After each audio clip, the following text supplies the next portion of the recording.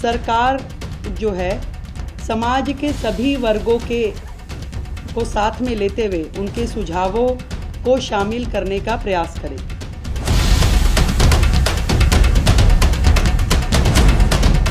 और निस्संदेह ये बजट दिल्ली वालों के लिए होगा।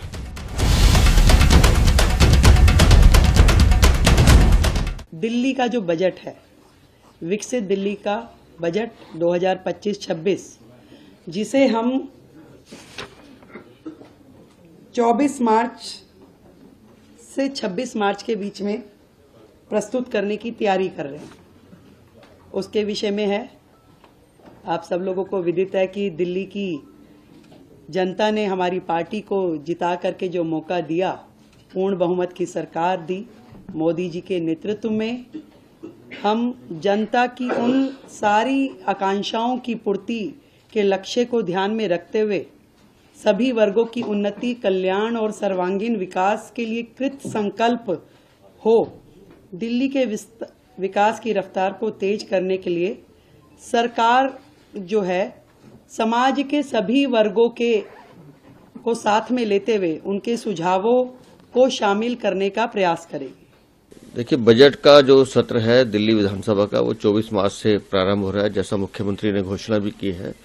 और निस्संदेह भारतीय जनता पार्टी की सरकार दिल्ली के विकास को लेकर प्रतिबद्ध है।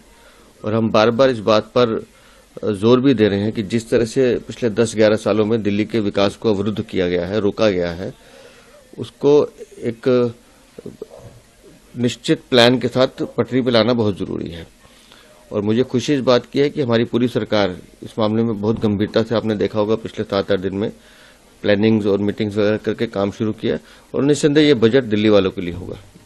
तो दिल्ली विजेंद्र गुप्ता ने कहा है कि आज भी कैग को लेकर डिस्कशन किया जाएगा और उन्होंने सत्ता के साथ विपक्ष के सभी जो भी सदस्य हैं उनसे एक कहा है कि सभी आएं और जो ये डिस्कशन होना है उसमें हिस्सा लें। हमने पहले भी इस बात पे कहा है आतिशी मार लेना को कि संवाद लोकतंत्र की ताकत होती है।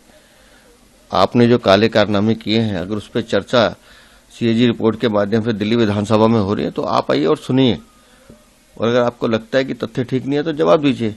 लेकिन अपने चोरी, अपनी लूट और अपने पापों को छुपाने के लिए आप अनेक आडंबर का सहारा लेंगी, झूठ बोलेंगी और बाहर धरना प्रदर्शन करेंगे तो उससे कुछ हासिल नहीं होना है। विधानसभा का सत्र चालू है, वहां आइए, बात रखिए अपनी। और दिल्ली की सरकार तो इसलिए हमारी मुख्यमंत्री ने भी कहा है कि भाई हम इस पर चर्चा करना चाहते हैं और आप बात नहीं करेंगे हम तो रखेंगे। सीएजी की रिपोर्ट छुपाने की कोशिश आम आदमी पार्टी ने की थी। अब वो रिपोर्ट अगर विधानसभा पटल पर है तो चर्चा तो होगी, पता तो चलेगा कि हेल्थ के एक्साइज में कैसे आपने चोरी किया, घोटाला किया। और हेल्थ की जो रिपोर्ट आई है, किस तरह से कोविड के समय मतलब बिस्तर होने के केंद्र सरकार देने को तैयार है, लेकिन दिल्ली की सरकार वो सुविधाएं लेने को तैयार नहीं थी। और अभी भी जो सीएजी रिपोर्ट मैंने देखी है उसके हिसाब से दिल्ली में आज भी मरीजों को हॉस्पिटल में बेड्स नहीं मिल रहे हैं। 1-1 साल एमआरआई की तारीख नहीं मिल रही है, सर्जरी के लिए इक्विपमेंट नहीं है।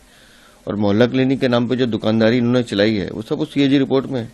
तो आम आदमी पार्टी को विनम्रता के साथ आकर अपने पापों का जो कलाई खुल रही है उसका सामना करना चाहिए।